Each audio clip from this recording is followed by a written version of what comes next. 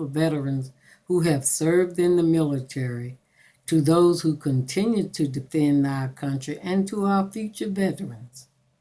My father, Joseph Thomas Carter Sr., was a sailor in the Navy and one of the many veterans who defended our nation during World War II.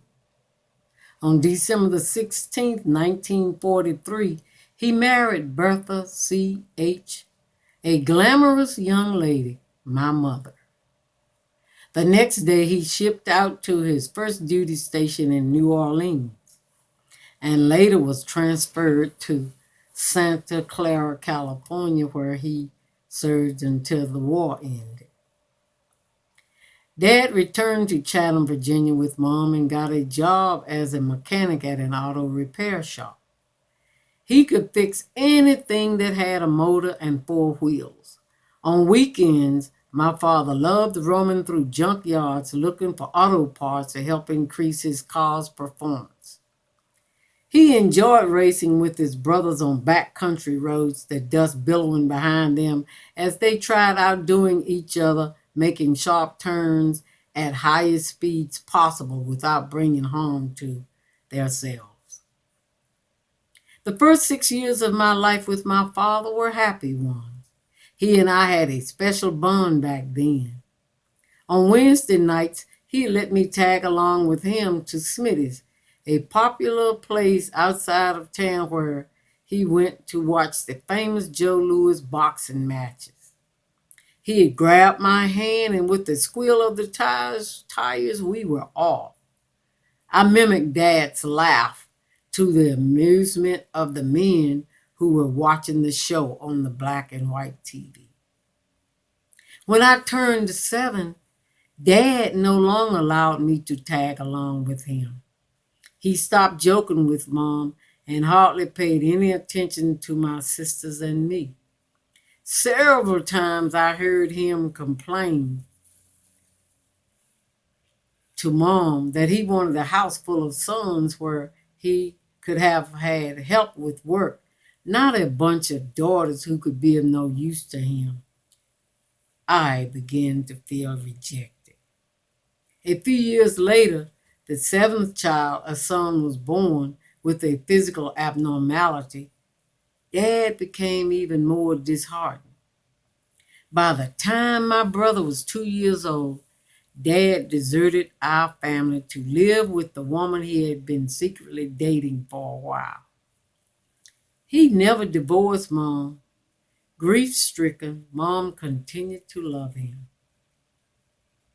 In retrospect, it seems that Dad wasn't happy with the seeds of life he had planted.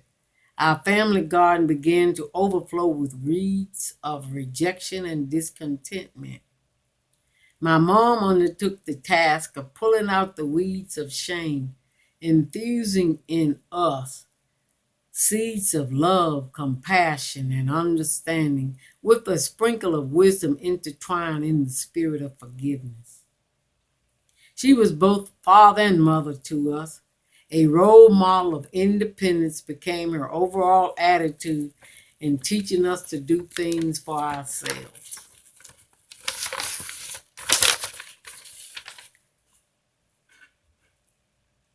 Rather than wait on promises not forthcoming. She often repeated, God's promises are the only ones you can trust and rely on.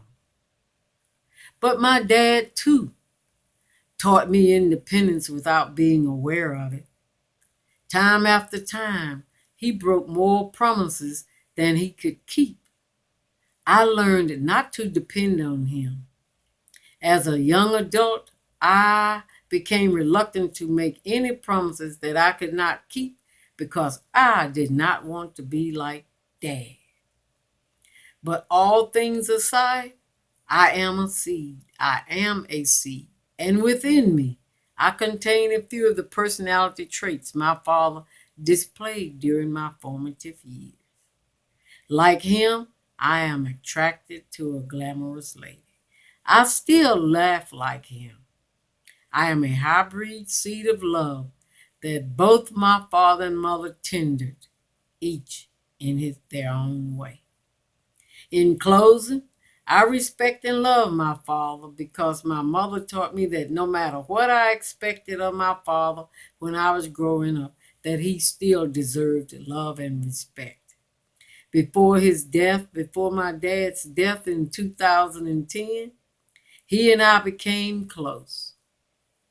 It was a joy to hear the laughter that had brightened the first 6 years of my life. Thank you, MCCDC family and friends, for allowing me to share a part of my story with you.